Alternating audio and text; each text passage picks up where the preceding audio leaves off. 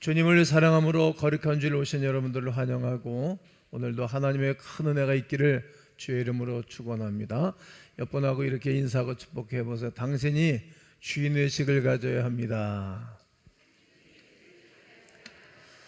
에클레시아는 예수님의 운동, 예수님의 모임, 예수님의 휘중, 그분의 휘중으로 하나님의 역사를 이루는 말씀입니다. 1세기에 시작하신 것을 묘사하는데 사용했던 단어가 헬라어 중에 에클레시아입니다. 이는 영어 성경에서 교회로 번역되었지만 사실 에클레시아의 단어는 교회를 의미하지 않습니다.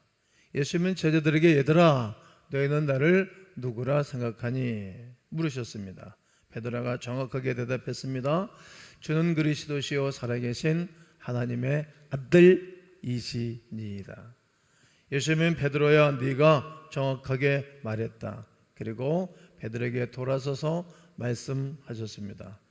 바요나 시몬아 네가 복이 있도다. 이것을 알게 한 것은 혈육이 아니고 살아계신 하나님이 알게 해주셨다고 말씀하십니다. 그리고 베드로에게 말씀하셨습니다. 18절 19절을 읽겠습니다. 시작. 또 내가 네게 이르노니 너는 베드로라. 내가 이 반석 위에 내 교회를 세우리니 음부의 권세가 이기지 못하리라. 내가 천국 열쇠를 내게 주리니 내가 땅에서 무엇이든지 매면 하늘에서도 매일 것이요 내가 땅에서 무엇이든지 풀면 하늘에서도 풀리리라 하시고, 이 반석 위에 네가 방금 내가 그리스도시요 살아계신 하나님의 아들이라고 선언한 그 선언 위에 이 반석 위에 이 거대한 반석 위에 움직일 수 없는 반석, 이 신앙 고백 위에 내 교회를 세울 거다. 즉 에클레시아를 세울 것이라고 선언하신 것입니다. 우리는 영어 성경에서 교회 처치라고 되어 있지만 그 단어는 에클레시아입니다. 나는 나의 모임을 세울 것이다. 따라해 보세요. 나는 나의 모임을 세울 것이다. 나는 나의 휘중을 세울 것이다. 나는 나의 운동을 세울 것이다. 이 말이래요. 나는 나의 휘중을 운동을 계속 하게 될 것이라는 말씀입니다. 2000년 전에 이 말씀을 하셨을 때 사람들이 무슨 뜻인지 알 수 없을 것이고 2000년 이후에 어떤 일이 일어날 것을 상상하지 못했을 것이죠. 이제 지금 우리가 하는 일들, 이런 일들이 10년, 100년, 1000년, 2000년 후에 어떤 일이 일어날 것인 줄을 아무도 모르는 거예요. 그러니까 예수님은 아시고 이미 말씀하신 것입니다. 계속 말씀을 드렸듯이 기독교 신앙의 표현은 세대마다 바뀌었습니다. 기독교 신앙의 표현은 문화마다 바뀝니다. 우리 모두 같은 성경을 사용하지 않습니다. 제가 맨 처음에 썼던 성경은 위에서부터 아래로 썼는데 그때 외웠던 말씀들이 지금 두 번씩 바뀌어졌어요. 지금 개정개혁판을 읽으면서 그 말씀이 달라진 거예요. 그래서 지금 힘들어요. 똑같은 성경을 전 세계가 쓰지를 않습니다. 우리가 같은 방식으로 세례를 주지 않습니다. 제가 다시 한번 제 기간에, 목회 기간에 교회를 성축할 수 있는 기회를 주면 이 본당을 뒤에다가 세례탕을 만들려고 그래요. 그러면 휴장을 쫙 열고 성도들 보는 데에서 세례를 베푸는 거죠. 네, 우리가 침례를 예수님은 하셨어요. 요즘 우리는 장로교에서는 약식 세례를 하죠. 이렇게 세례도 성부와 성자와 성령의 이름으로 내가 세례를 주노라, 이 멘트는 똑같지만 다 다른 거예요. 우리가 똑같은 방법으로 성찬을 내야 하지 않아요. 저는 성탄을 아주 간략하게 짧은 시간에 성찬을 나누죠. 연세 드신 목사님들은 더 싫어할 수도 있을 것이라 생각합니다. 우리 모두 전 세계에 같은 찬양을 부르지 않습니다. 우리가 부르는 찬양이 200-300년 전에 찬송 작사 작곡한 곡들이 굉장히 많습니다. 요즘 찬양은 얼마나 바뀌었는지 모릅니다. 이처럼 문화적으로 변해왔고 문화적으로 변해하는 것이 있지만 변하지 않고 변할 수 없으며 감히 변하면 안 되는 것들이 있습니다. 바로 예수님께서 그분의 에클레시아를 위해 세우신 원래의 사명입니다. 할렐루야. 이거는 바뀔 수 없다는 거예요. 교회가 방향을 잃으면 모든 것이 이상해지겠지요. 교회가 길을 벗어나면 사람들이 상처를 받고 예수님의 이름으로 상처를 받습니다. 그런 일이 우리에게 일어나지를 원치 않습니다. 사랑하는 성도 여러분, 우리가 바로 이 세대의 교회입니다. 우리는 교회인 것입니다. 옆에 분한테 해보세요. 우리는 교회입니다. 교회 밖에 있는 사람들, 기독교인이 아니거나 과거에 기독교인이었던 사람들이 기독교와 교회에 대해 생각할 때 그들은 여러분과 우리를 생각합니다. 우리는 기독교가 어떤 모습인지, 어떻게 행동하고 반응하는지를 결정합니다. 지난주에 말씀을 드렸잖아요. 40대까지 예수를 안 믿었지만 직장에서 함께 직장 동료가 아름다운 모습을 보여주는 거예요. 참된 모습을 보여주는 거예요. 그래서 기독교회는 좋은 거구나. 그래서 아내나 자녀들이 교회 나가는 것을 방해하지 아니했고, 이제 본인도 그의 행위, 그의 얼굴, 그의 삶을 통해서 감동을 받고 본인도 교회 생활을 시작하는 가운데 예수님을 만나게 되는 것입니다. 이렇게 우리는 교회라는 거예요. 어딜 가든지 똑같은 것입니다. 그래서 우리는 이것을 제대로 해야 합니다. 즉, 우리는 다음 세대를 위해서 존재해야 합니다. 그리고 우리가 제대로 해야 할 두 가지 특별한 것들이 있습니다. 지금 당장 제대로 해야 할 두 가지 매우 실질적인 것입니다. 어쩌면 약간 기본적이고 기초적인 내용일 수 있습니다. 하지만 감히 벗어나서는 안 되는 것들이 있습니다. 그렇지 않으면 우리는 길을 잃게 될 것이기 때문입니다. 그 중에 하나가 우리는 교회를 재정적으로 지원하기 위한 계획을 세우고 헌신해야 합니다. 모든 사람이 교회를 재정적으로 지원할 계획이 있어야 하는 것입니다. 왜냐하면 누군가가 여러분들 위하여 그렇게 했기 때문입니다. 생각해 보십시오. 여러분들이 어렸을 때 교회에서 자랐다면 너무나 잘할 것입니다. 여러분을 위한 목회자가 있었습니다. 여러분을 위한 교사가 있었습니다. 여러분을 위한 예배당도 있었지요. 여러분을 위한 의자도 있었고 전기도 들어왔고 마이크도 있었습니다. 우리 교회도 한 달에 500만 원 이상씩 전기요금이 나갑니다. 연료율 연금 그 비용도 몇백만 원씩 나가는 것입니다. 이것이 다 성도들이 헌금한 모든 재정으로 지출하는 것입니다. 누군가의 헌신과 지원으로 이미 준비된 것들이 여러분들을 기다리고 있었습니다. 여러분이 성인이 되어 교회로 돌아왔을 때도 역시 마찬가지입니다. 모든 것이 이미 여러분을 위해 준비되어져 있었습니다. 교회는 교회적인 단어로 말씀드리면 여호와 이레, 하나님이 준비해 놓은 것들입니다. 출애굽기 30장 13절로 14절을 보면 무릇 계수 중에 드는 자마다 성소의 셋겔로 반셋겔을 낼지니 한 셋겔은 20게라라 그 반셋겔을 여호와께 드릴지며. 14절 다 함께 있습니다. 시작. 계수 중에 드는 모든 자 곧 20살 이상 된 자가 여호와께 드리되. 그렇습니다. 20살 이상 된 모든 사람들은 반드시 성전세를 내게 한 것입니다. 성전을 위한 헌금입니다. 반드시 내도록 성경은 규정해 놓았습니다. 그러면 예수님은 어떻게 하셨는가 살펴봐야 하겠죠. 마태복음 17장 24절로 27절인데 24절, 25절은 내가 읽겠습니다. 가버나움에 이르니 반셋겔을 받는 자들이 베드로에게 나와 이르되 너희 선생은 반셋겔을 내지 아니하느냐. 이르되 내신다 하고 집에 들어가니 예수께서 먼저 이르시되 시몬아 네 생각은 어떠하냐. 세상 인군들이 누구에게 관세와 국세를 받느냐? 자기 아들에게냐 타인에게냐. 여러분들이 두 절을 읽습니다. 시작. 베드로가 이르되 타인에게니이다. 예수께서 이르시되 그렇다면 아들들은 세를 면하리라. 그러나 우리가 그들이 실족하지 않게 하기 위하여 네가 바다에 가서 낚시를 던져 먼저 오르는 고기를 가져 입을 열면 돈 한 세겔을 얻을 것이니 가져다가 나와 너를 위하여 주라 하시니라. 아멘. 여러분 이 국세나 세금을 다 내는 것이 하지 않습니까? 여러분도 내잖아요. 저도 내죠. 다 다 낸다는 거예요. 그럼 자녀는 내냐? 그렇지 않습니다. 타인이 내는 거다, 이렇게 말씀을 하셨어요. 그러니까 이제 예수님이 제자에게 말하는 거예요. 가가지고 낚시질을 해. 낚시질을 하면 고기가 동전을 불고 나올 거다. 그걸 가지고 성전세를 예수님도 내신 것입니다. 구약에 있는 모든 말씀들을 예수님이 행하신 것입니다. 이제는 여러분의 차례이고 이제는 저의 차례입니다. 한 세대가 우리를 위해 했던 것처럼 우리가 다음 세대를 위하여 우리가 이런 일들을 해놔야 되는 것입니다. 그러므로 여러분은 교회를 재정적으로 어떻게 지원할 것임을 계획을 세워야 합니다.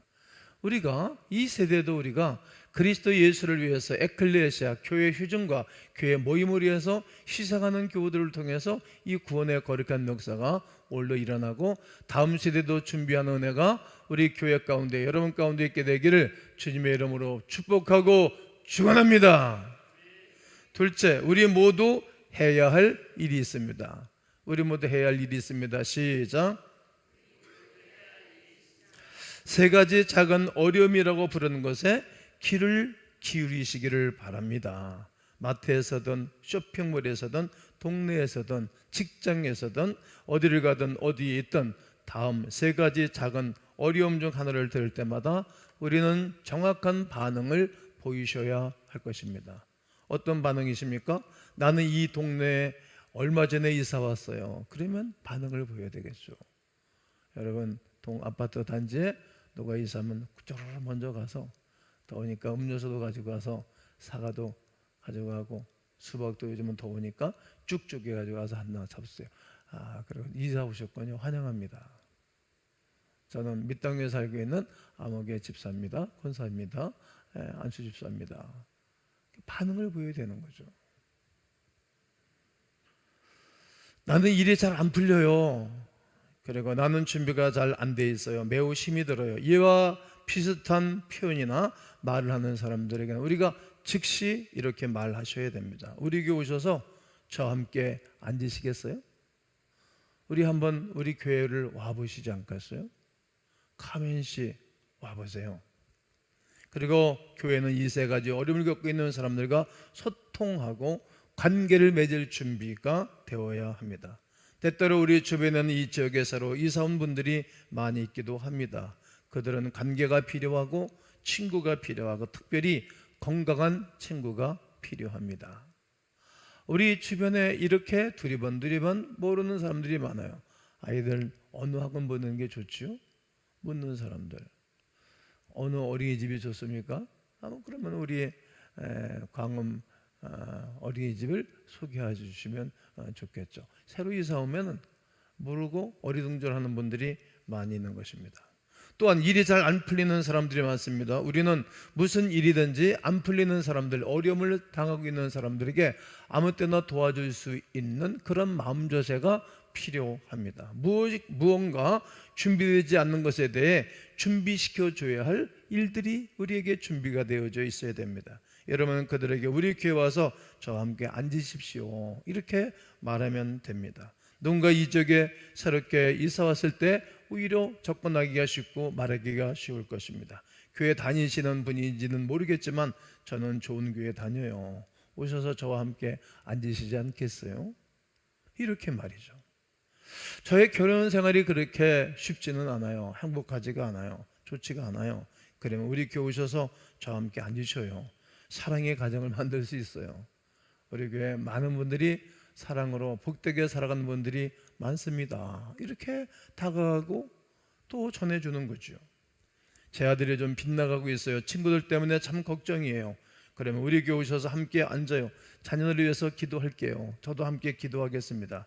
우리 교회는 다음 세대를 위한 좋은 교회 학교가 있습니다. 좋은 청년부가 있습니다.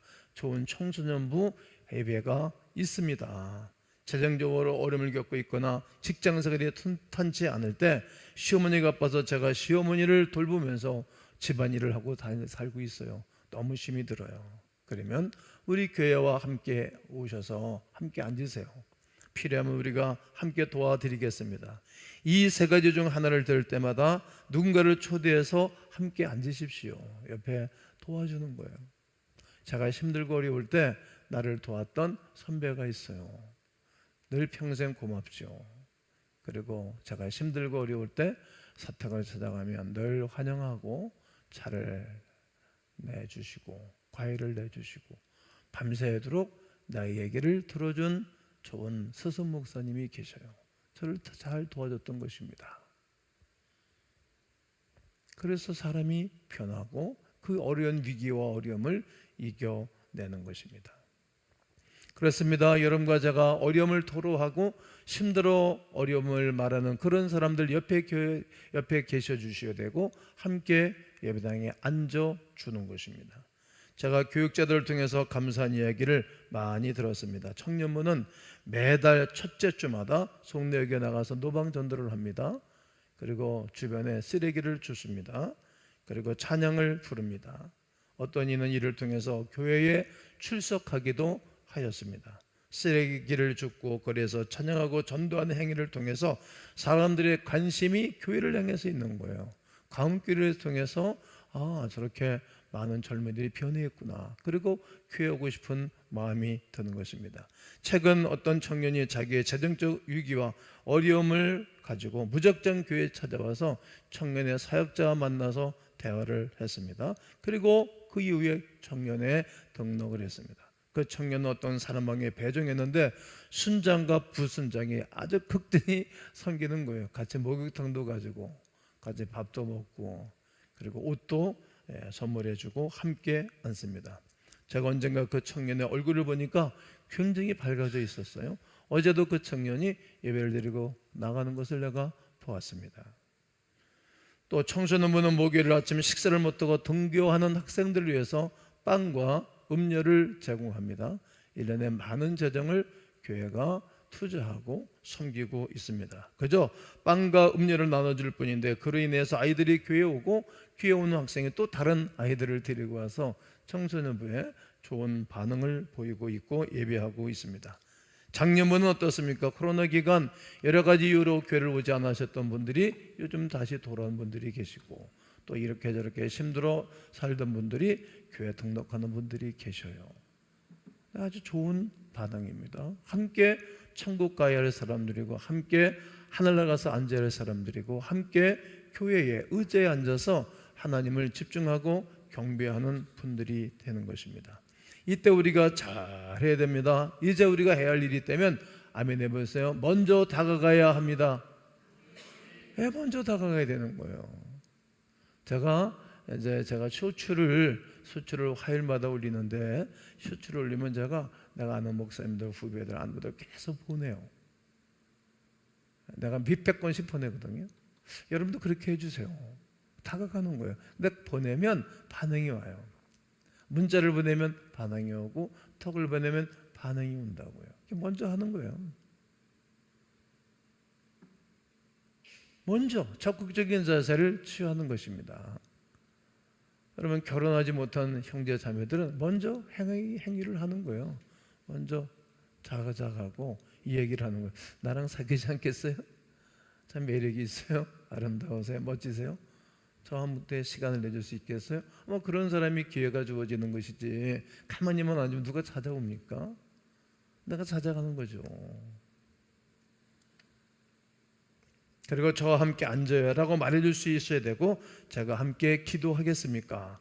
기도하겠습니다. 도움이 필요하면 언제든지 말씀하세요. 이렇게 말할 수 있어야 합니다. 더 나아가 화요 전도 특공들을 통해서 모든 상황 가운데서 복음을 전할 수 있는 것 얼마나 아름답고 귀한 일인지 모릅니다. 그리고 말하십시오. 우리에게 함께 오셔서 앉아주세요. 함께 오셔서 내가 옆에 있어줄게요. 기다릴게요. 이렇게 복음을 전해주고 친절하게 사랑을 나눠드리는 것입니다. 그런데 이 세 가지 어려움의 최악의 상황이 무엇일까요? 그들이 여러분과 나를 바라면서 피우는 것입니다. 무시하는 것입니다. 무슨 교회? 당신의 교회 안 가요? 나는 싫어요. 예수 믿는 사람들 싫어한다고 이렇게 말할 때 우리는 최악의 상황이죠. 별로 기분도 안 좋아지고 감정도 상할 수 있을 것입니다. 거절의 고통이 얼마나 큰지 저는 너무나 잘 압니다. 성도 여러분, 이는 의를 위해 박해를 받은 것일 뿐입니다. 하지만 그것을 버텨내고 이겨내면 하늘의 상급이 매우 큽니다. 아멘이십니까? 마태복음 5장 10절로 12절을 함께 크게 읽습니다. 시작. 의를 위하여 박해를 받는 자는 복이 있나니 천국이 그들의 것임이라. 나로 말미암아 너희를 욕하고 박해하고 거짓으로 너희를 거슬러 모든 악한 말을 할 때에는 너희에게 복이 있나니 기뻐하고 즐거워하라. 하늘에서 너희의 상이 큼이라. 너희 전에 있던 선지자들도 이같이 박해하였느니라. 아멘. 그러므로 사람들을 전도하고 초대하여 함께 앉지 말아야 할 이유가 없어요. 함께 앉아야 되는 거죠. 여러분은 손해볼 이유가 없어요. 복음이 증거되어서 함께 앉으면 우리는 상급이요 면류관이요 기쁨이요 자랑이 될 것이고 하늘의 별처럼 우리의 이름이 빛나게 될 것입니다. 거절하고 오지 아니하면 우리가 기뻐하고 즐거워하는 거죠. 왜냐하면 하늘의 상이 크기 때문에 말이죠. 이래도 복이고 저래도 복입니다. 아멘이십니까? 왜 이것이 중요한지 말씀을 드리겠습니다. 저는 우리 교회가 지역과 온 세상에 영향을 미치는 외형적인 교회가 되기 원하기 때문입니다. 무수히 말씀을 많이 드렸어요. 화살을 바깥으로 쏘던 교회, 계속 바깥을 향해서 이 복음의 화살, 사랑의 화살, 하나님의 의대의 화살을 쏘아야 할 이유가 있기 때문입니다. 그리고 더 중요한 것이 있습니다. 만약 여러분이 전도하는 사람이라면, 만약 여러분의 이웃을 초대하는 것을 삶의 습관으로 삶으신다면 우리 교회는 계속해서 환영하는 교회가 될 것입니다. 하나님이 기뻐하는 교회가 될 것입니다.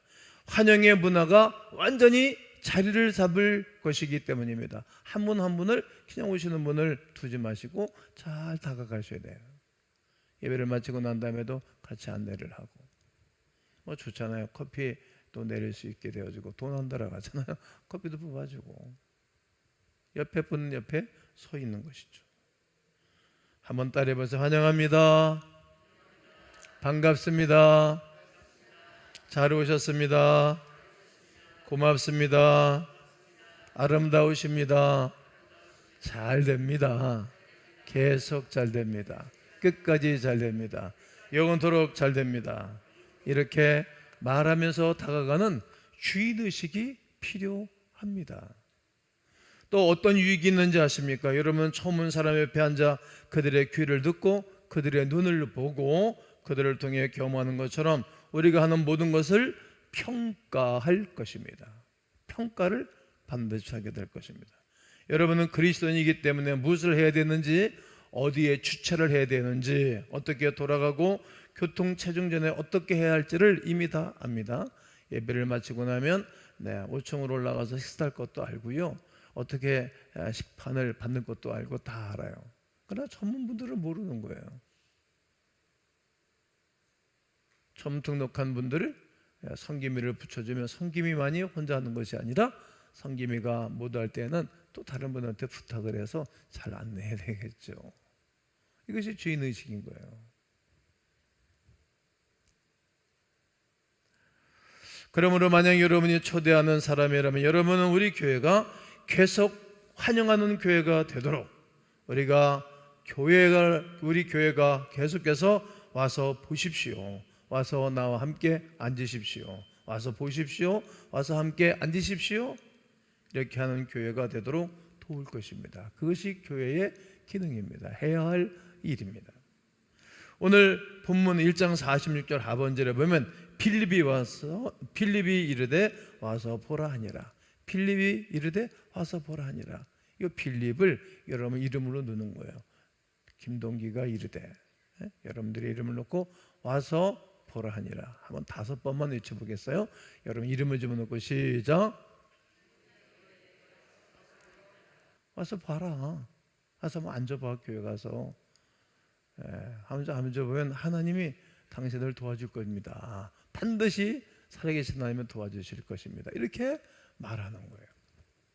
그리고 만약 그렇게 한다면 여러분은 모든 올바른 것에 대해 불평할지 모릅니다. 그런데 그러한 불평이 교회를 더 나음을 잊게 만들 것입니다. 그러한 불평이 교회를 더 환영하는 문화, 환영하는 예배 운동, 환영하는 공동체로 성장하고 바뀔 것이기 때문입니다. 하지만 교회 사람들을 초대하는 것을 멈추면 성도는 어리석은 것, 정말 사소한 것, 아무것도 아닌 것 때문에 불평하기를 시작해요. 이게 교회가 해야 할 일을 하지 않으면 이상한 행동을 해요. 저는 고향교회에서부터 많이 봐왔어요. 다른 교회들도 많이 가서 집회를 가봐서 내가 많이 봐봤어요. 지난주에도 4일 동안 집회했고 그 전주에도 4일 동안 집회하고 미국 가서도 한 주간 집회를 했어요. 하나님의 교회가 하나님의 백성들이 해야 할 일을 하지 않으면 엉뚱하다. 엉뚱한 새 그냥 불평하고 원망하고 공격하고 경쟁하고 이런 것에 사소한 것에 시간과 몸과 마음과 기능을 뺏긴다는 거예요. 그리고 가장 어리석은 일로 다투고 싸우고 분열합니다. 우리 교회가 35년 동안 다투거나 분열하지 않고 다가왔던 이유는 하나님이 기뻐하는 교회를 만들기 때문인 거예요. 하나님이 원하시는 교회를, 또 목사도 늘 긴장하고 깨어 있어서 거기에 초점을 맞추기 때문입니다. 그러므로 저는 여러분이 안주하는 한과 같은 교인이 아니라 환영하는 주인이 되기를 권면합니다. 항구는 무엇입니까? 언제고 배가 오면 정박할 수 있도록 만든 장소입니다. 그저 배를 꽁꽁 묶어둘 뿐입니다. 항구 같은 교회는 어디에 주차해야 되는지, 어디에 앉아야 되는지, 어떤 장소에 가야 되는지, 어디에 가야 밥을 얻어먹는지, 어디에 가야 편안한지를 다 놓고 이쪽에 누군가를 위해 자리를 맡아두고 모든 것을 다 계획해 놓았습니다. 밥 먹을 때도 제 의자가 여기저기 책상이 있는데 여기다가 혼자 둘이서 앉을 거를 옆에 사람 앉혀놓고 못 앉게 하는 거예요. 요즘 그 문화를 바꾸고 있잖아요. 그게 혼자만 그렇게 살면 되겠어요? 공동체가 얼마나 중요한지 모르잖아요. 어떻게 보면 우리끼리의 일상이 되어져 있는지 몰라요. 그런 교회는 좋은 교회가 아니에요. 고목 같은 교회예요. 고목 같은 교회는 안에 구멍이 뻥 뚫어져 있고요. 언젠가는 그 나무는 쓰러져요. 그리고 그 안에 뻥 뚫어지는 그 안에 구렁이가 한 10단마리씩 들어가가지고 날름날름 쥐잡아 먹고 그래요. 우리 안에 이상한 게 들어있는 거예요. 교회 안에 이상한 것이 들어있는 거예요. 나는 이러한 일상이 깨져야 한다고 생각합니다. 또 깨지고 흩어버려야 됩니다. 왜냐하면 손님이 우리 집에 들어오면 일상이 깨지는 거예요. 모처럼에 귀한 손님이 왔으면 더 그럴 것입니다. 갑자기 손님이 찾아오면 어떻게 합니까, 여러분? 계획이 없던 청소를 해야 되겠죠. 맛있는 음식도 만들어야 될 것이고 공수도 해야 될 것이고 그리고 꽁꽁 얼려뒀던 고기도 얼른 해빙을 해야 될 것이고 음식을 만들어야 됩니다. 손님이 오면 버선발로 나가야 그 집이 찾아오는 분이 기쁠 것이기 때문입니다. 이는 일상이 아니요 특별한 상황입니다. 성도 여러분, 그러한 관점에서 교회를 바라보시기를 바랍니다. 그런 관점으로 여러분 교회를 잘 섬겨야 됩니다. 교회는 여러분의 집입니다. 하나님의 집이고 우리의 집이에요. 왜? 우리가 하나님의 거룩한 백성들이 지체로 하나 되었기 때문입니다. 우리가 함께 모여 예배하는 우리의 집입니다. 그러므로 나는 오늘 우리 집에서 사람들을 맞이하고 있다, 이런 생각과 마음으로 모든 분들을 맞이하는 하나님의 사람들이기를 주의 이름으로 축복하고 권면합니다. 그 예배당에 좀 일찍 좀 오십시오. 맨날 시간 탁 떼서 오시지 마시고 한 10분 20분 일찍 오면 좋잖아요. 성공하는 사람들을 바라보면 일찍 가는 거예요. 성도 여러분, 오늘 말씀을 통해 우리는 각자의 자리에서 부름을 받고 있다는 사실을 깨닫고 계실 것입니다. 오늘 설교에 강조한 것처럼 여러분 재정을 계획하고 준비하고 한번 드려보십시오. 우리 다음 세대를 위해서 이제부터 우리 성전 건축 헌금을 드리면 좋을 것 같아요. 언제 하게 될는지 몰라요. 저는 그냥 안 하고 은퇴하면 편하겠죠. 그러나 성경이 그러니까 준비하시면 좋을 것 같아요. 저도 이미 얼마 정도 해야 되겠다 이미 마음을 정했어요. 이런 건 난 아내하고 상의하지 않아요. 왜? 이건 내가 할 일이니까 하나님 앞에. 언젠가 우리는 이 땅을 떠나게 되겠죠. 떠나고 하늘나라 가서 이 땅을 다 바라보고 있을 거예요. 야, 내가 저 일을 시작해놓고 심어놓고 왔는데 다음 세대들이 저렇게 혜택을 누리고 살고 있구나. 그런 이 일 중에 많은 일을 한 일 중에 이것 말고 더 귀한 일은 없어. 이렇게 고백하게 될 거예요. 이웃을 초청하고 환영해 주십시오. 그리고 기꺼이 섬겨 주시는 것입니다. 하나님께서 우리에게 맡기신 이 거룩한 부르심에 아멘이라고 응답하시기를 권면합니다. 이제 마지막 주에는 우리가 5주차에는 에클레시아 교회 가정 하나이니까 이제 한 가정에서 예배를 담당하게 될 것입니다. 그때는 6월 마지막 주에는 1부, 2부 예배는 없습니다. 2부의 성가대 대원들은 3부 예배에 함께 성가대 서십시오. 우리에게 하나 아니겠어요? 한 교회 아니겠어요? 여러분도 그때 성가대, 연합성가대에 서주시고, 그리고 온 가족들을 초청하시고, 그리고 언제 한번 만나겠어요? 1년에 4번 있는 예배인데 2주 차예요. 2번째 차예요.